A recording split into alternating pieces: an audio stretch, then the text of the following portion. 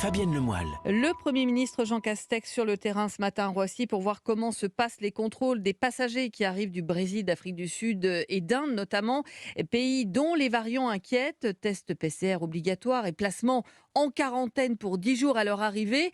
L'occasion pour le Premier ministre de faire un point sur la progression des variants sud-africains et brésiliens. Nous avons engagé la bataille contre ces variants. Je constate que les variants, notamment brésiliens et sud-africains, non seulement sont très peu nombreux sur le territoire national, mais ont même tendance ces dernières semaines à régresser. Il est impératif de tenir cette ligne. Voilà, le Premier ministre Jean Castex qui rassure sur les variants sud-africains et brésiliens qui régressent, mais celui qui commence à inquiéter, c'est le variant indien. D'autant, Pierre Herbulot, qu'en Inde, cette fois, la situation semble totalement hors de contrôle quand on voit l'état des hôpitaux. Oui, des patients entassés dans les couloirs, allongés sur des lits d'hôpitaux, de simples bancs ou carrément par terre.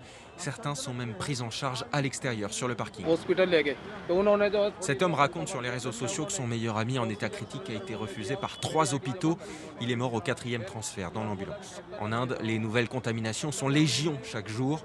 350 000 hier, 2 millions en une semaine, du jamais vu dans le monde depuis le début de la pandémie. Oxygen meter is reading 0. Les réserves d'oxygène des hôpitaux sont proches de zéro, explique cette présentatrice télé. Ressource essentielle pour maintenir en vie des dizaines de milliers de malades. Le gouvernement tente de rassurer en diffusant des images de gigantesques bonbonnes transportées par avion et camion depuis Singapour. Mais les Indiens qui dénoncent la gestion de la crise retiennent une autre image, celle des crématoriums à ciel ouvert qui se multiplient dans la capitale, New Delhi. Pierre Herbulot avec donc ce chiffre 300 000 contaminations actuellement par jour en Inde.